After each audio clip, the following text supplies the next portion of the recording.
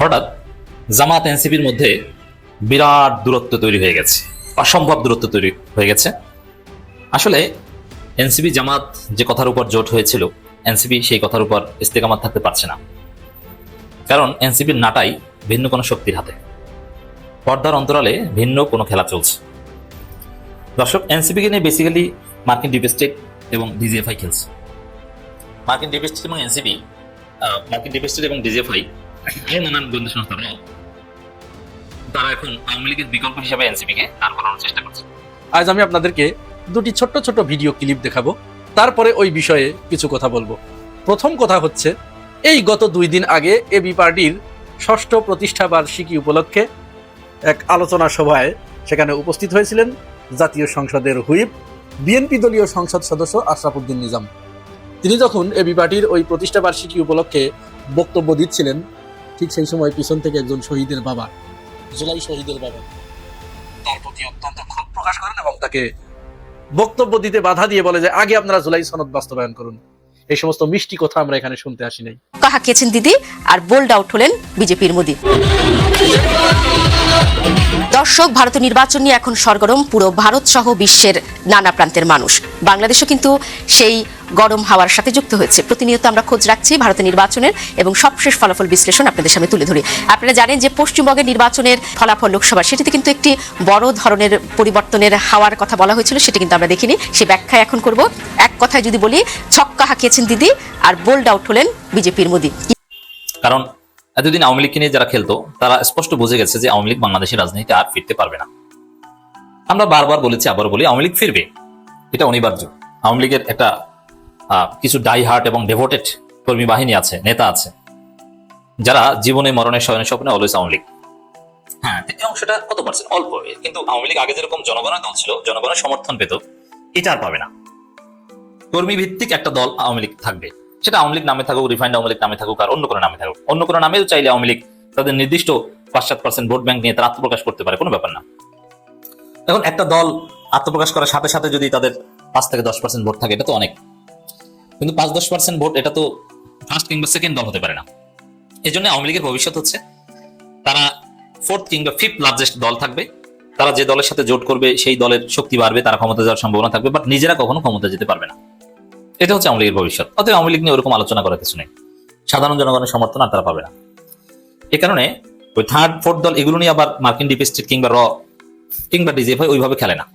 হ্যাঁ, একদম ছোট ছোট দলকে নিয়ে নির্বাচন আগে খেলে, কিন্তু দীর্ঘমেয়াদী খেলা খেলে যাদেরকে ক্ষমতা আনা যাবে তাদের নিয়ে, যাদেরকে ক্ষমতা এনে তাদের পারপাস সার্ভ করা যাবে তাদেরকে নিয়ে। এই রকমের দল হচ্ছে এনসিপি। মার্কিন যুক্তরাষ্ট্র, র, এরা মনে করছে যে আওয়ামী লীগকে দিয়ে আমরা যেভাবে কাজ করিয়েছি, ওইরকম আওয়ামী লীগের মতো বড় দল বানানো যাবে এনসিপির, সে যোগ্যতা এনসিপির আছে। এই কারণে তারা খেলছে, এনসিপির নাটাই এখন তাদের হাতে। তো এনসিপি খুশি, তারা দেখছে তাদের তো উপকার হচ্ছে, কারণ এনসিপিতে অনেক বড় বড় লোক যোগ দিচ্ছে, টাকা পয়সার এখন অভাব নাই, এবং অনেক বুদ্ধি দিচ্ছে, যে বুদ্ধি এনসিপি নেতাদের মাথায় ঢোকার কথা না, এবং জামাতের চাইতে অনেক ক্ষেত্রে বড় হাইপ তৈরি করার চেষ্টা করছে। এইভাবে কিন্তু খেলছে। যেমন দেখেন, জামুকা আইন, মুক্তিযোদ্ধা কাউন্সিল সংশোধন বিল 2026, যেটা সংসদে পাশ হয়েছে, সেখানে জামাতের বিরুদ্ধে অবস্থান নিয়েছে এনসিপি। এটা কি মনে হয়, এটা কি এনসিপি নেতাদের মাথায় ঢুকেছে? না, এটা তাদেরকে নিয়ে যে দেশি বিদেশি ডিপ স্টেট গোয়েন্দা সংস্থা খেলে, তাদের বুদ্ধিতে এটা করেছে, যে ভবিষ্যতে একদিন জামাতকে এই ইস্যুতে তোমরাই খোটা দিতে পারবা, জামাতকে সারপাস করে বা নেগোসিয়েশন করে জামাতকে চেয়ে তোমরাই উপরে উঠে যেতে পারবা। অতএব জামাতকে দমন করার জন্য এই ইস্যুটা তোমরা রেখে দাও।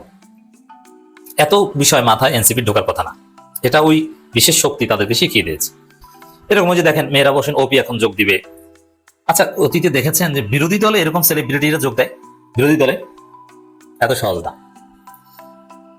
হ্যাঁ, সরকারি দলে বিখ্যাত লোকজন যোগ দেয় নির্বাচনের আগে, নায়ক, নায়িকা, গায়ক, গায়িকা, ক্রিকেটার, সেলিব্রিটিরা সাধারণত প্রতিকূল পরিবেশে থাকে না। আর বিরোধী দল মানেই তো বাংলাদেশের প্রতিকূল পরিবেশ। সেখানে এনসিপিতে যোগ দিচ্ছে সেলিব্রিটিরা। এটা কি হয়? ইসলামী দলগুলোতে যোগদান নীরবে নিবৃতে, এটা চলতে থাকে, সেটা ধর্মীয় কারণে। কিন্তু ক্ষমতাসীন দলে বিখ্যাতরা যোগ দেয়। কিন্তু আমরা দেখতে পাচ্ছি বিএনপিতে কেউ যোগ দিচ্ছে না। যত যোগদান ইদানিং সব দেখছি এনসিপিতে, তাও বিখ্যাত লোকজন। মাওলানা মতিউর রহমান নিজামীর ছেলে দেয় নাই, দিবে। মেহরাব হোসেন ওপি দেয় নাই, দিবে। এই যে কাফি, যে ছেলেটা, যথেষ্ট ভালো একটা ভদ্র ছেলে যোগ দিয়েছে, এনসিপিতে যোগ দিয়ে এখন বিপদে পড়েছে। তার ব্র্যান্ড অ্যাম্বাসেডর যে চাকরির চুক্তি সেটা নাই হয়ে গেছে, মানে লক্ষ লক্ষ টাকা বেতন নাই, শেষ। এবং তার বাসায় থাকতে পারছে না, এখন অন্য একটা বাসায় হয়তো থাকে, অলরেডি বাসায় হয়তো ছেড়েও দিয়েছেন। এই প্রতিকূল পরিবেশে সাধারণত সেলিব্রিটিরা পড়তে চায় না, কিন্তু পড়ছে। এটার পিছনে বিরাট আন্তর্জাতিক খেলা আছে। আরো অনেক বিখ্যাত লোকজন দেখবেন, সাবেক এমপি মন্ত্রী, সাবেক বিএনপি মন্ত্রী, অনেকে এনসিপিতে যোগ দিবে, নট জামাত ইসলামীতে। তো এনসিপি কে নিয়ে খেলছে এই শক্তি, যার ফলে তাদের কথাই চলতে হচ্ছে, টাকা পয়সা হয়তো পাচ্ছে, যার ফলে জামাতের সাথে তাদের যে শর্ত ছিল এগুলো থাকছে না। জামাত এনসিপির মধ্যে যথেষ্ট দূরত্ব আমরা দিন দিন দেখতে পাচ্ছি। যেমন ঢাকা দক্ষিণ সিটি কর্পোরেশন নিয়ে যথেষ্ট দূরত্ব আমরা দেখবো, এটা নিয়ে একটা ফাটাফাটি বাজবে। এবং ওই ঢাকা দক্ষিণ নিয়ে যে ইখতিলাফ, যেমন বিএনপি জামাতের মধ্যে যে ভদ্রতার সম্পর্ক ছিল 25 বছর বা দীর্ঘ সময়, এই ভদ্রতার সম্পর্ক থাকবে না। বিএনপি জামাত কিন্তু উন্মুক্ত নির্বাচনও করেছে, যেমন মাওলানা রফিকুল ইসলাম খানের আসনে 2001 সালে বা আরো বেশ কয়েকবার, এবং নুরুল ইসলাম বুলবুলের আসনে এরকম যে জামাতেরও প্রার্থী ছিল, বিএনপিরও প্রার্থী ছিল, একে অপরকে ছাড় দেয়নি, এটা কিন্তু হয়েছে। কিন্তু তারপরে বিএনপি জামাতের মধ্যে সম্পর্ক কত সুন্দর ছিল দেখেছেন। সিলেট সিটি কর্পোরেশন নির্বাচনে 2018 সালে জামাতেরও প্রার্থী ছিল, বিএনপিরও প্রার্থী ছিল, একে অপরের বিরুদ্ধে নির্বাচন করেছে। তারপরও এই সিলেটের কথাই বলি, বিএনপি জামাত চমৎকার একটা পারস্পরিক শ্রদ্ধাবোধের রেসিপ্রোকাল সম্পর্ক ছিল, রেসিপ্রোসিটি ছিল সম্পর্কের মধ্যে। কিন্তু দেখবেন যে এক ঢাকা দক্ষিণ সিটি কর্পোরেশন নিয়ে এনসিপির একটা বিরাট অংশের সাথে জামাতের ফাটাফাটি লেগে যাবে, এবং জামাতকে রাজাকার। এমন এই এনসিপির ছেলে কিছুদিন আগে গোলাম আজমকে কি জঘন্য ভাষায় গালাগালি করেছিল, অথচ বিএনপি কোনোদিন গোলাম আজমের শানে কোনো বেয়াদবিমূলক কথা বলেনি। এনসিপির ছেলেরা এই এদের জন্ম কতদিন, শুক্রে 8 দিন, এই কয়দিনে গোলাম আজম জামাতকে যে কটূক্তি করেছে, বিএনপি তাদের জীবদ্দশায় এখন পর্যন্ত অত বড় কটূক্তি করেনি। গোলাম আজমকে বিএনপি নেতারা বলতো sir, Begum Khaleda Zia, madam Khaleda Zia sir বলে দাঁড়িয়ে যেতেন, তারেক রহমান দাদার মতো সম্মান করতেন। আপনি চিন্তা করতে পারেন, হাত ধরে স্যার এসেছে, সবাই দাঁড়িয়ে যেত গোলাম আজমকে, এই সম্মান ছিল বিএনপি নেতাদের কাছে। তো দর্শক, সেই এনসিপির সাথে অনেক দূরত্ব জামাতের শুরু হয়ে গেছে এবং হবে। যেমন সরকার বিরোধিতার স্টাইল নিয়ে বিরোধী অলরেডি দূরত্ব শুরু হয়ে গেছে, সংবিধান পুনর্লেখন বা প্রয়োজনে সংসদ থেকে পদত্যাগ, এরকম অনেক বিষয় আছে। ওরকম হার্ডলাইনে জামাত যেতে চায়নি।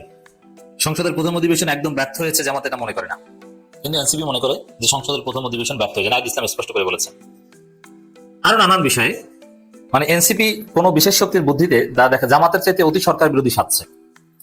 এখানে বিএনপিও সায় আছে, বিএনপিও বলছে যে বলুক, এনসিপি বলুক, এনসিপি ভালো, জামাত ঠেকাও, এই জায়গায় সবাই এক। তো সেখানে জামাতের চাইতে অতি সরকার বিরোধী সাজিয়ে এনসিপি কে প্রধান বিরোধী দল হিসেবে একটা হাইপ দেওয়ার চেষ্টা চলছে। অলরেডি সেই প্রক্রিয়া শুরু হয়ে গেছে, যার ফলে কিছুটা দূরত্ব আমরা লক্ষ্য করছি। এটা পর্দার অন্তরালে চলছে। Jamaat should be our of this. আজ আমি আপনাদেরকে দুটি ছোট্ট ছোট্ট ভিডিও ক্লিপ দেখাবো, তারপরে ওই বিষয়ে কিছু কথা বলবো। প্রথম কথা হচ্ছে, এই গত 2 দিন আগে এবি পার্টির 6ষ্ঠ প্রতিষ্ঠা বার্ষিকী উপলক্ষে এক আলোচনা সভায় সেখানে উপস্থিত হয়েছিলেন জাতীয় সংসদের হুইপ, বিএনপি দলীয় সংসদ সদস্য আশরাফ উদ্দিন নিজাম।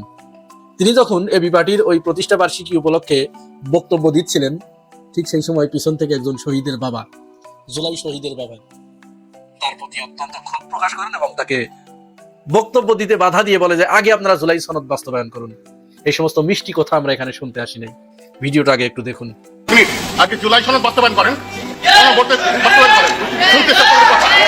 শহীদ পরিবারের কথা কেউ বলতেছেন এখানে, ঠিক আছে? এখানে শহীদ পরিবার আছে, আপনি 1500 শহীদ পরিবারের কথা বলেন নাই, আপনি 3000 আহত কথা বলেন নাই। মানে অনেক জ্বালা আছে আপনাদের মিষ্টি বক্তব্য শুনতে শোনার জন্য আসেনি, এটা বলেন। এই যে ভিডিওটা আপনারা দেখলেন, এখানে কিন্তু একটা পরিষ্কার বার্তা আছে। বার্তাটা কি? বার্তা হচ্ছে, বিএনপি জনগণের কাছে জুলাই সনদ বাস্তবায়ন করার অঙ্গীকার করেছিল।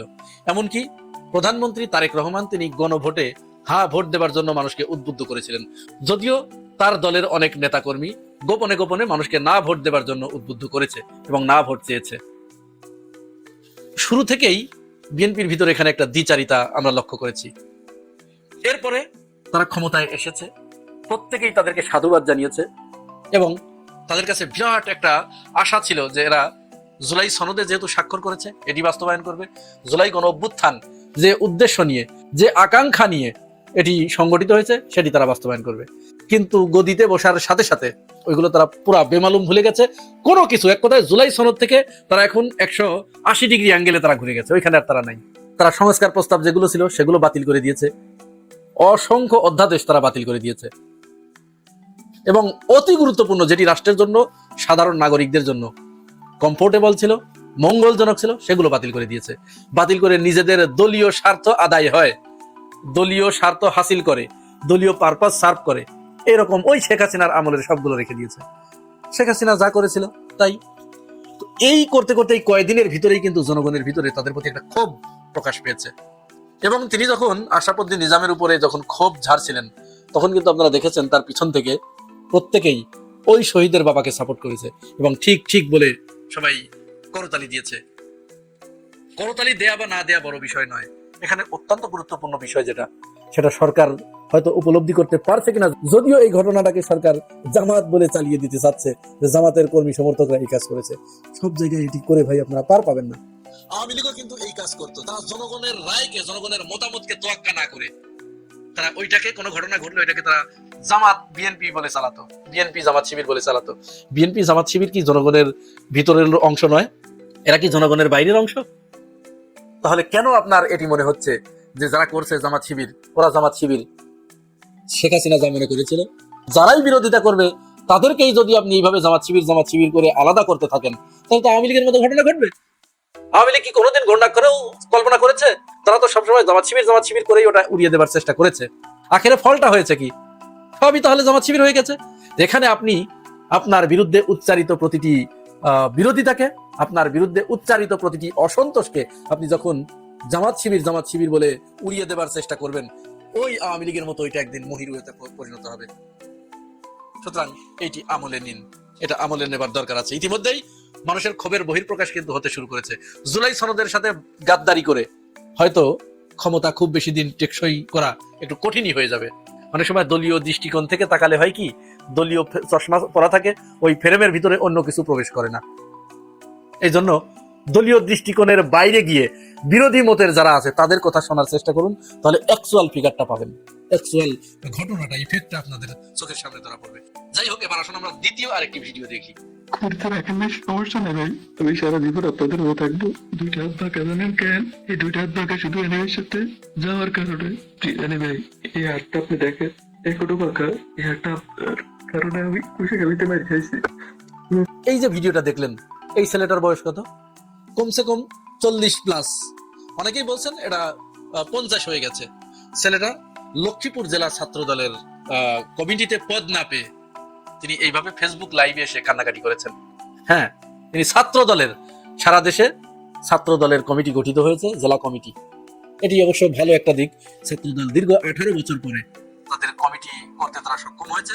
সারা দেশে জেলা কমিটি দিয়েছে, উপজেলা কমিটি দিয়েছে, ওয়ার্ড কমিটি দিয়েছে, বিভিন্ন জায়গায় ঢাকা মহানগরের ভিতরে দিয়েছে। আমার পরিচিত অনেকেই তারা পদ পেয়ে আলহামদুলিল্লাহ পড়েছে, এটি ভালো, তারা পদ পেয়েছে। তো এই 40 ঊর্ধ্ব একজন ব্যক্তি তিনি ছাত্র দলের জেলা কমিটিতে জায়গা না পেয়ে লাইভে এসে কান্নাকাটি করছেন। এটা কি স্বাভাবিক কথা? ছাত্র দল সাধারণত তাদের বয়স কত হতে পারে? আমি ধরে নিলাম এসএসসি থেকে শুরু। এসএসসি যে পরীক্ষা দিচ্ছে বা পরীক্ষা দেওয়ার পরে তার বয়স 16+ থেকে তার অনার্স মাস্টার্স শেষ করা পর্যন্ত 26-27 বছর, সর্বোচ্চ 30 বছর হয়তো যেতে পারে। 40 বছর, 45 বছরের একজন মানুষ কি করে ছাত্র দলের কমিটিতে পদ না পেয়ে সে কান্না করতে পারে এবং এই আশা করে যে সে ছাত্র দলের কমিটিতে জায়গা পাবে? তার মানে বিষয়টি তো এখানে স্বাভাবিকতা হারিয়েছে। এখানে আর ওই স্বাভাবিকতা নাই, ছাত্র দল আর ছাত্রদের হাতে নাই, চলে গেছে ওটা যুবকদের হাতে বা মাঝবয়সীদের হাতে। এবং শুধু তাই না, বাস্তব উদাহরণ দেখুন, বর্তমান ছাত্র দলের যে সভাপতি সেক্রেটারি, সভাপতির সেশন কত? 2005-06, আর সাধারণ সম্পাদকের সেশন 6-7, অর্থাৎ 1 বছরের সিনিয়র জুনিয়র। কত বছর বলুন তো? 20 বছর ধরে একজন মানুষ বিশ্ববিদ্যালয়ে পড়ালেখা করে, 20টা বছর। চিন্তা করতে পেরেছেন? এই ব্যাপারে মজার একটা ঘটনা আছে। ছাত্র দলের সভাপতি রাকিবউদ্দিনকে একবার এক অনুষ্ঠানে তাকে প্রশ্ন করা হয়েছিল যে আপনারা কি নতুন কমিটি দিবেন কিনা। 5 আগস্টের পরপরই এই ঘটনাটা ঘটেছিল। সে বলেছিল যে না, এই মুহূর্তে আমাদের কমিটি দেওয়ার কোনো ইচ্ছা নেই, কারণ দীর্ঘদিন আমরা লড়াই সংগ্রাম করেছি, আমরা আমাদের অনেকেই অনেক সুযোগ সুবিধা থেকে বঞ্চিত হয়েছি, সুতরাং এই মুহূর্তে আমরা কমিটি দিচ্ছি না। তার এই কথার ভিতরে কিন্তু একটা ইঙ্গিত ছিল। কিসের ইঙ্গিত? দীর্ঘদিন তারা সুযোগ সুবিধা বঞ্চিত হয়েছে। কোন সুযোগ সুবিধা? একেবারে ডেফিনেটলি এটা অর্থ কামাইয়ের সুযোগ সুবিধা। এটার প্রমাণ লাগবে না? এটার প্রমাণ নেন, এই ভিডিওটা দেখুন একটু।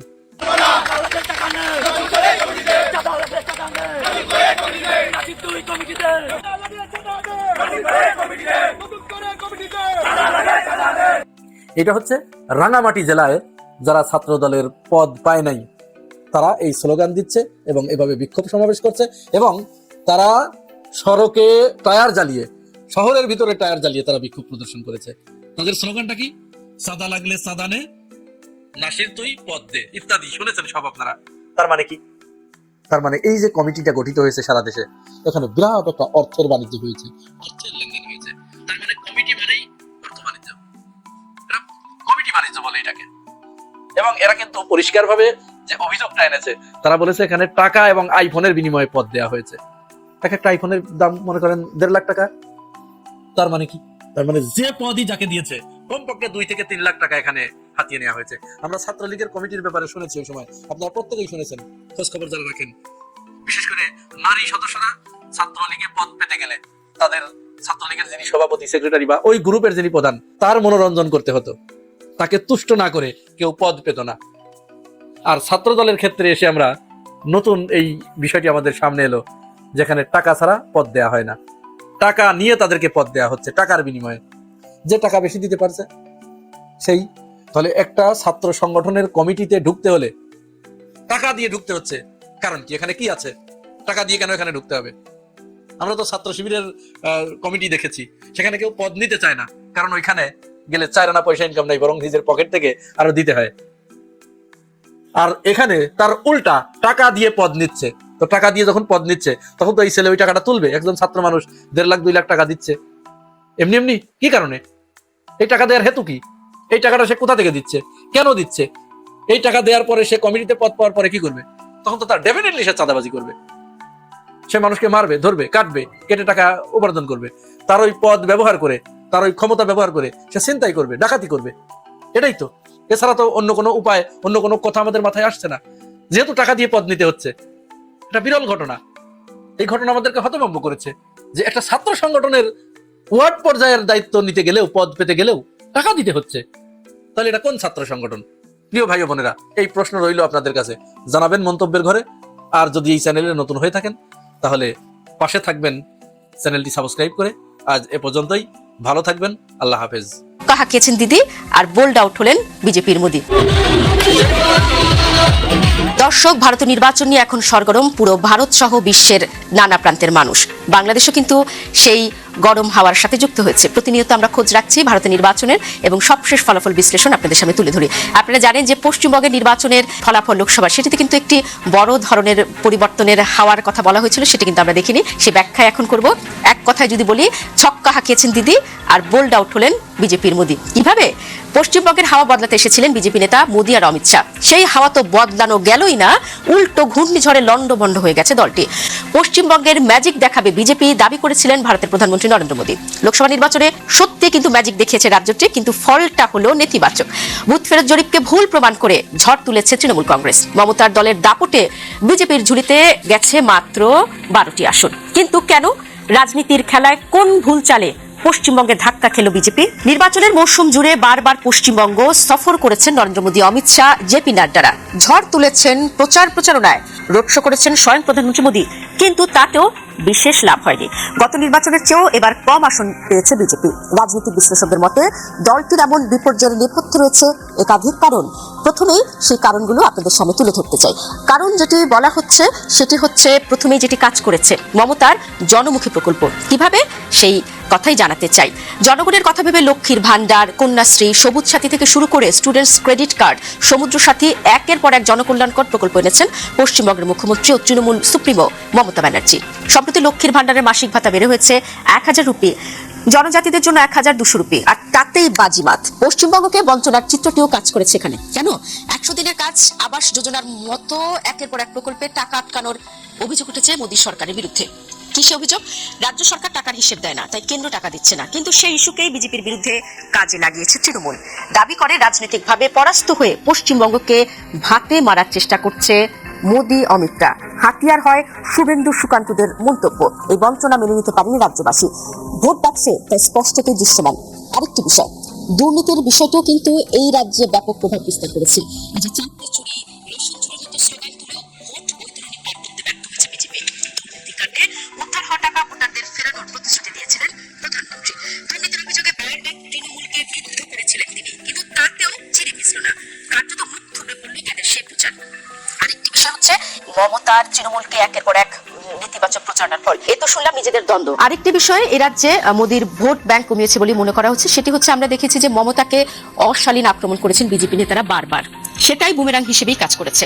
21-এর ভোটে মমতা ব্যানার্জিকে ব্যক্তিগত আক্রমণের খেসারত দিয়েছিলেন মোদি সারা। তা থেকে শিক্ষা নিয়ে কিন্তু এবার গেরুয়ার শিবিরের শীর্ষ নেতৃত্ব সে ভুল থেকে দূরে ছিলেন। লাগাতার লাগামহীন মন্তব্য করে গেছেন, কুৎসিত ভাষায় মুখ্যমন্ত্রীকে আক্রমণ করেছেন, কখনো মমতার মৃত্যু ঘণ্টা বাজিয়েছেন, কখনো তার পরিবার পরিচয় নিয়ে প্রশ্ন তুলেছেন। এগুলো কিন্তু মোটেও ভালো চোখে দেখেনি রুচিশীল বাঙালিরা। পশ্চিমবঙ্গের বিভিন্ন জনসভায় দাঁড়িয়ে মোদি সারা বারবার ইসলামোফোবিয়া তৈরির চেষ্টা করেছেন। আমরা এটি একদম শুরু থেকে দেখেছি। মেরুকরণের চেষ্টা চালিয়েছেন, দাবি করেছেন তৃণমূল বা কংগ্রেস জিতলে রাজ্যের হিন্দুরা কোণঠাসা হবে, কিন্তু সে কথা কানে তোলেনি বঙ্গবাসী। তাই হিন্দু মুসলিম নির্বিশেষে বিজেপিকে প্রত্যাখ্যান করেছে ভোটাররা। আর আরেকটা বুমেরাং হয়েছে সন্দেশখালী। কি সেই ব্যাখ্যাও এখানে দিচ্ছি। গ্রামবাসীর জমি ভেরি দখল থেকে শুরু করে রাতের অন্ধকারে নারীদের তুলে নিয়ে শ্লীলতাহানির অভিযোগ উঠেছিল। সেই ঘটনাটি শুধু পশ্চিমবঙ্গ নয়, গোটা ভারতীয় চর্চা হয়েছিল। তবে এ বিষয়ে বেশি শব্দ খরচ করেনি তৃণমূল কংগ্রেস। তবে দৃঢ়ভাবে তারা দাবি করেছিল সেসব অভিযোগ উঠেছে তার সবটা সত্য নয়। অথচ প্রতিটি প্রচারে এটি নিয়ে সরব হয়েছিলেন নরেন্দ্র মোদী, অমিত শাহ। কিন্তু ধীরে ধীরে এটি স্পষ্ট হয়ে ওঠে, সন্দেশখালীর বেলুন যতটা ফোলানো হচ্ছে তাতে ততটা কিন্তু হাওয়া নেই। তাই এই ইস্যুটি কার্যত বুমেরাং হয়ে উঠেছে বিজেপির জন্য। সব মিলিয়ে বলা যায়, পশ্চিমবঙ্গে মোদির ম্যাজিকে সাড়া দেয়নি বাংলার মানুষ, দিদির তৃণমূলের কাছে ধরাশায়ী বিজেপি। কেরালায় নরেন্দ্র মোদীর স্বপ্ন ভেঙে চুরমার। বিধানসভা নির্বাচনের ভোট গণনায় বড় ধরনের চমক সৃষ্টি করে নিরঙ্কুশ সংখ্যাগরিষ্ঠতার পথে এগিয়ে যাচ্ছে কংগ্রেস নেতৃত্বাধীন ইউনাইটেড ডেমোক্রেটিক ফ্রন্ট। ভোট গণনার প্রতিটি ধাপে স্পষ্ট হচ্ছে জনমতের রায়। ক্ষমতায় আসছে নতুন সমীকরণ, পিছিয়ে পড়ছে ভারতীয় জনতা পার্টি, ভেঙেছে তাদের দক্ষিণ জয়ের আশা। অন্যদিকে লেফট ডেমোক্রেটিক ফ্রন্টের দুর্গেও ধসের ইঙ্গিত। এই উত্তেজনার মাঝেই তামিলনাড়ুতে চমক দেখাচ্ছেন অভিনেতা থালাপতি বিজয়। রাজনীতির ময়দানে নতুন সমীকরণের বার্তা দিচ্ছেন তিনি। দক্ষিণ ভারতের রাজনীতিতে কি তবে শুরু হচ্ছে এক নতুন অধ্যায়, তা নিয়ে চলছে জল্পনা। কেরালার রাজনীতিতে চলছে বড় ধরনের পালাবদলের ইঙ্গিত। ভোট গণনার শুরু থেকেই টান টান উত্তেজনার মধ্যে ধীরে ধীরে স্পষ্ট হয়েছে জনমতের রায়। আর সেই রায়ে নিরঙ্কুশ জয়ের পথে এগিয়ে যাচ্ছে ইউনাইটেড ডেমোক্রেটিক ফ্রন্ট। সকাল থেকে শুরু হওয়া গণনায় প্রথম দিকে হাড্ডাহাড্ডি লড়াই দেখা গেলেও সময় গড়ানোর সঙ্গে সঙ্গে ছবিটা বদলাতে থাকে। 140 আসনের কেরালা বিধানসভায় সরকার গঠনের জন্য প্রয়োজন 71টি আসন। আর এখন পর্যন্ত যে ফল সামনে এসেছে তাতে ইউডিএফ একাই সেই ম্যাজিক সংখ্যা পেরিয়ে গেছে। 127টি আসনের মধ্যে 75টিতে এগিয়ে থেকে কার্যত ক্ষমতার দরজা খুলে ফেলেছে কংগ্রেস নেতৃত্বাধীন এই জোট। অন্যদিকে বড় ধাক্কা খেয়েছে ক্ষমতাসীন লেফট ডেমোক্রেটিক ফ্রন্ট। দীর্ঘদিনের শক্ত ঘাঁটি ধরে রাখার লড়াইয়ে নেমেও শেষ পর্যন্ত পিছিয়ে পড়েছে তারা। এখন পর্যন্ত 39টি আসনেই সীমাবদ্ধ রয়েছে এলডিএফ, যা তাদের জন্য স্পষ্ট পরাজয়ের ইঙ্গিত দিচ্ছে। সবচেয়ে বড় ধাক্কাটা এসেছে ভারতীয় জনতা পার্টি বিজেপির জন্য। কেরালায় নিজেদের অবস্থান শক্ত করার লক্ষ্য নিয়ে জোরদার প্রচার চালালেও ভোটের বাক্সে সেই প্রতিফলন মেলেনি। মাত্র 5টি আসনে এগিয়ে থেকে কার্যত প্রান্তিক অবস্থায় চলে গেছে দলটি। দক্ষিণ ভারতে পা রাখতে মরিয়া বিজেপির জন্য এই ফল নিঃসন্দেহে বড় রাজনৈতিক বার্তা। রাজনৈতিক বিশ্লেষকরা বলছেন, কেরালার ভোটাররা এবার পরিবর্তনের পক্ষে রায় দিয়েছেন। শিক্ষা, স্বাস্থ্য ও সামাজিক সূচকে এগিয়ে থাকা এই রাজ্যে ভোটাররা চেয়েছেন নতুন নেতৃত্ব ও ভিন্ন দৃষ্টিভঙ্গি, আর সেই সুযোগটাই কাজে লাগাতে পেরেছে ইউডিএফ। অন্যদিকে তামিলনাড়ু বিধানসভা নির্বাচনে চমক দেখাচ্ছেন তামিল অভিনেতা বিজয়। ভোট গণনা শুরু হওয়ার পর থেকেই আসন সংখ্যায় এগিয়ে তার দল। তার নেতৃত্বে টিভিকে প্রত্যাশার চেয়ে ভালো ফল করছে এবং শক্ত অবস্থান ধরে রেখেছে। তামিলনাড়ু বিধানসভা নির্বাচনে সরকার গঠনের জন্য প্রয়োজন 118 আসন, তবে কোনো দলই এককভাবে সেই লক্ষ্য ছুঁতে পারেনি। ফলে শেষ পর্যন্ত কে সরকার গঠন করবে তা নির্ভর করছে বাকি আসনের ফলাফলের উপর। পশ্চিমবঙ্গ ভারতের একটি গরম সংবাদ আপনাদেরকে দিচ্ছি যে সেখানে বিজেপি নেতা শুভেন্দ্রকে গণদোলাই দিয়েছে। এখন তাকে খুঁজে পাওয়া যাচ্ছে না পশ্চিমবঙ্গের কোথাও। তার সাথে আছে ময়ূক রঞ্জন, ওই সাংবাদিক, যেই সাংবাদিক নাকি পাকিস্তানের সাথে ভারতের যুদ্ধ বাজানোর জন্য সবচেয়ে বেশি বাংলা ভাষায় সাংবাদিকতায় বেশি উত্তপ্ত করেছে এবং মিথ্যা প্রপাগান্ডা ছড়িয়েছে সেই ময়ূক রঞ্জনকে কলকাতায় মানুষের গণধুলাইয়ের পরে তাকে এখন খুঁজে পাওয়া যাচ্ছে না কলকাতায়। এই দুজনকেই এখন ভারত ছাড়া করার জন্য ভারতবাসী প্রস্তুত এবং তারা মনে করছে যে পশ্চিমবঙ্গের সাথে বাংলাদেশের যে খারাপ সম্পর্ক হয়েছে, বাংলাদেশ থেকে যারা পশ্চিমবঙ্গে চিকিৎসার জন্য যেতেন তারা সেখানে বলেছেন যে তারা যেন ভারতে না গিয়ে পাকিস্তানে গিয়ে চিকিৎসা করেন। অপরদিকে ভারতের চিকিৎসায় মানুষ না যাওয়ার কারণে ভারতের বিভিন্ন ব্যবসা বাণিজ্য সবকিছু গুটিয়ে মানুষ এখন না খেয়ে মারা যাচ্ছে পশ্চিমবঙ্গে। যার ছিল হোটেল ব্যবসা তার হোটেল ব্যবসা নেই, যার হসপিটালে বিভিন্ন কার্যক্রম ছিল তাদেরও সেখানে কার্যক্রম নেই, পর্যটনদের গাড়ি চলছে না, পর্যটন না পেয়ে রেস্টুরেন্ট গুলাতে খাবার বিক্রি হচ্ছে না বাংলাদেশি না যাওয়ার কারণে। পাশাপাশি পশ্চিমবঙ্গের এবারের রমজানে তারা দেখতে পেয়েছে যে তাদের কত বড় দোষ নেমেছে, তাদের রমজানের ঈদের বিজনেস পুরাটাই দপস করেছে বাংলাদেশিরা না যাওয়ার কারণে। বাংলাদেশিরা বাংলাদেশি এবার ঈদের বাজার করেছে, তারা পশ্চিমবঙ্গকে বাজার করেন নাই। আর এই কারণেই শুভেন্দ্রকে আর ময়ূর রঞ্জনকে দায়ী করছে পশ্চিমবঙ্গের হিন্দু ধর্মের সাধারণ মানুষেরা। পাশাপাশি সেখানে বিজেপি নেতারা খেপে উঠেছে বিজেপির বিরুদ্ধে পশ্চিমবঙ্গে এবার গণদোলাই দিচ্ছে বিজেপি নেতাদেরকে এবং ভারতের বিভিন্ন জায়গায় খেপে উঠছে এখন বিজেপি নেতারা বিজেপির বিরুদ্ধে। এটাই কি তাহলে এই নরেন্দ্র মোদীর নরপশুর শেষ সময়কাল কিনা, তাকে বিদায় নিতে হবে কিনা, এই নিয়ে আলোচনা চলছে ভারতের সকল মিডিয়ায়।